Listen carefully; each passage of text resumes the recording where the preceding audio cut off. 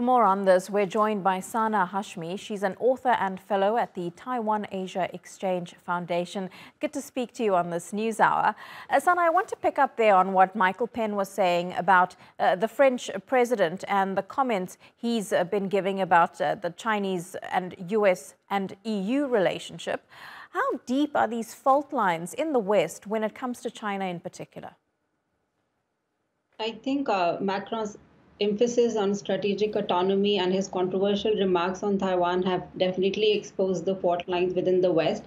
And I feel there was a wake-up call that the Russia-Ukraine crisis is not the only crisis that the G7 should pay attention to.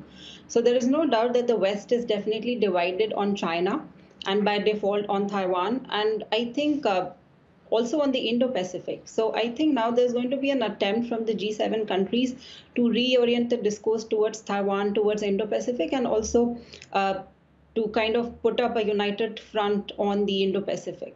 And also, given this year's chair is Japan, and so I feel that there will be a push for an agenda that could ensure a rules-based liberal order. Japan has already made it clear that a cross-strait conflict will be detrimental to Japan's security, and most probably Japan will also be involved if there is a Chinese invasion of Taiwan. So I think the idea is to, of course, provide a united front West. But of course, Japan also has a very, very important and crucial role to play here in shaping the agenda. And that would also mean a serious discussion on issues such as Global South, North Korea, Indo-Pacific, Japan and China and Taiwan.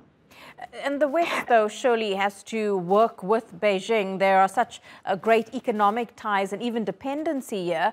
Also, China has a large footprint in several developing nations where support for the West is slipping.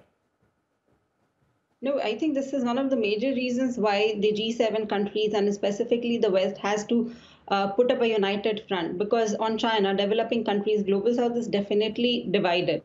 We have already seen what has happened during the Russia-Ukraine crisis. So I think this is also going to happen with China. We've already seen there is a mixed response on the Belt and Road Initiative on economic ties with China.